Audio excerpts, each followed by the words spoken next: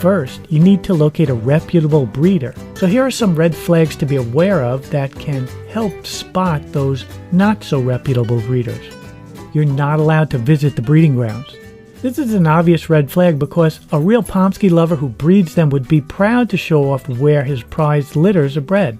If the breeder tells you that, then one will tend to think that this is a puppy mill and the breeder does not want anyone coming around and seeing some nasty conditions that his dogs are born into.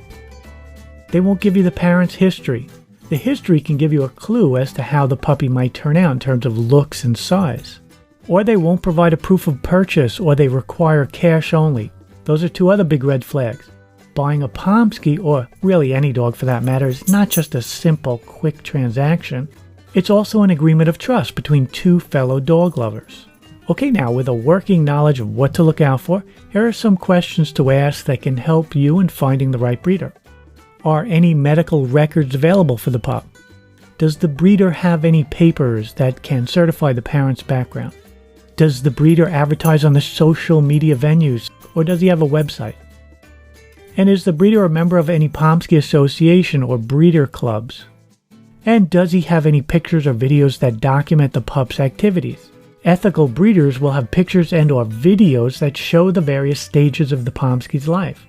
Puppy mills simply don't care about the pup's activities or have the time because they're churning out multiple litters as quick as possible, all for maximum profit. And breeders should also be able to produce references and or testimonials from happy Pomsky buyers or from a vet. A lot of times breeders are associated with a vet for their puppies and they get them regular checkups. Now with all those questions in hand, you're ready to start the process of getting your new best friend. So let's see where to buy these cute cuddly little fur balls. The following now is a list of Pomsky breeders in the US, Canada, Europe, and Australia. This list shows the state the breeder's in, if in the US, as well as their company name and their contact info. And I'll also link this list in the resources for you to download, which will have clickable URLs so you can just click and be taken right to the breeder's website and then see the photos of what he's offering. Once you've looked around and got an idea of the puppy you want, go ahead and contact the breeder.